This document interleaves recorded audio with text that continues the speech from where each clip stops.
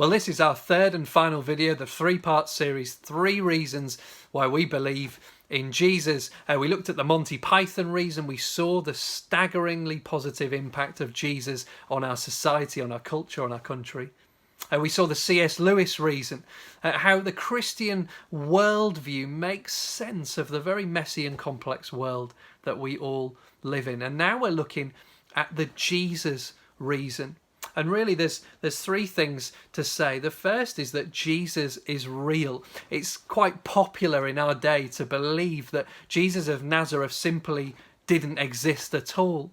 But amongst scholars, amongst historians, there's no question about the existence of Jesus. They believe he existed, and the reason for that is that there's a whole ton of evidence. There are ancient historians like Josephus and Pliny and Tacitus, Jewish and Roman historians. They're not Christians, but they're speaking about this Jesus of Nazareth. There's no question from them at all of his existence. People at the time, of course, believed that Jesus existed because he did. If you'd been there at the time, you could have met this man, Jesus. And there are also 4 eyewitness accounts of Jesus' life. These are based on eyewitness testimony. They're saturated in eyewitness testimonies, and they all talk about Jesus openly because everyone knew that Jesus existed. What scholars do question is Jesus' significance, but that's a different question. So there's the Jesus is real, and as we look at those records, well, that leads us to the second thing, that the record of Jesus' life. When you read about Jesus, what kind of person do you meet? Well, you meet a guy who you just can't sweep under the carpet. You know, you might think, well, Jesus is real, but yeah, lots of people are real, so what? But when you read Jesus, when you, as it were, meet him in these accounts of his life, you meet a guy you just can't brush aside. He's controversial, and he's logical, and he says things that are outrageous and scandalous. He rattles cages. He upset the religious and political establishment of his day. But in amongst all of that, Jesus doesn't come across as delusional, mad. He makes sense. He talks reason. He talks with ordinary people, all kinds of people. He's a non-violent extremist. He's the most compassionate man that ever lived on earth, and he was able to speak to large crowds of people and speak in a very reasonable way and to teach people about all different questions to do with life and faith. The man you meet in those records, he's compassionate and courageous. He's bold in speaking truth, and yet he gives gentle care. He's God and he's man. He's lion and he's lamb. He's tough and he's tender, and he's a king who dies for us. And you see, that's the thing. We began this series, that first video, by saying, what has Jesus ever done for us? And we answered it by saying and talking all about Jesus' positive impact on our society. And that's all true, and you can read the history and you can look at the books, and I'm more than happy to correspond with anyone on that whole question.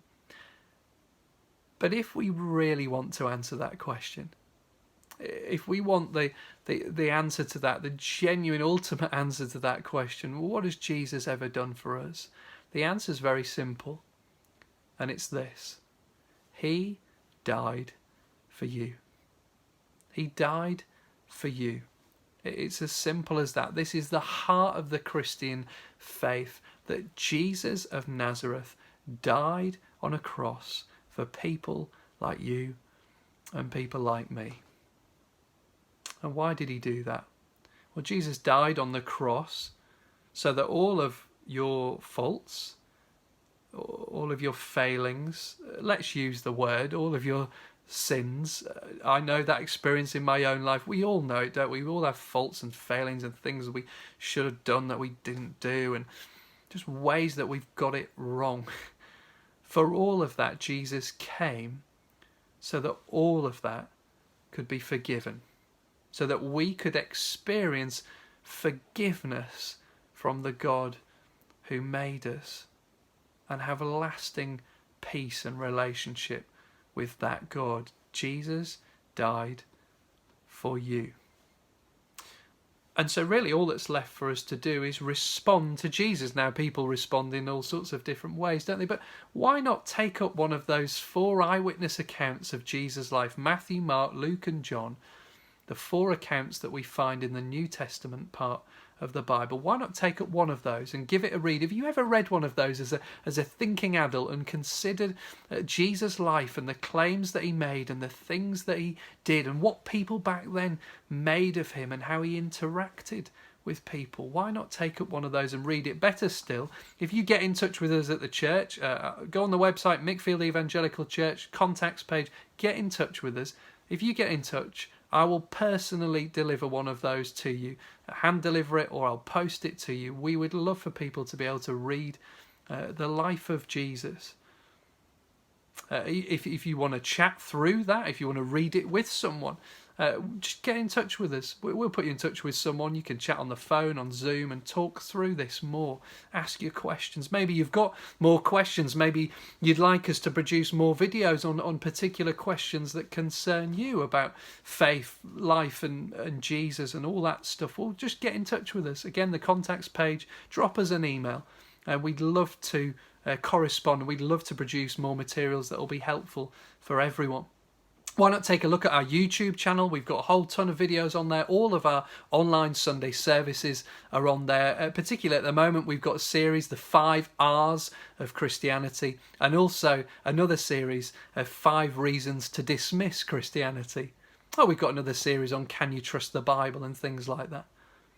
But maybe for you, you've heard enough. You know enough. You've heard about this Jesus. You've heard that he's the Son of God, that he came into this world to save you, to bring you forgiveness. You know enough about him, and you want that forgiveness for yourself, and you want to follow Jesus as your King. Well, then now's the time for you to turn from those false, failing sins and trust in Jesus and find in him forgiveness and peace from God. And you can do that now just simply by talking to him. Maybe you want to talk through that a bit more. Well, get in touch with us. We'd love to chat.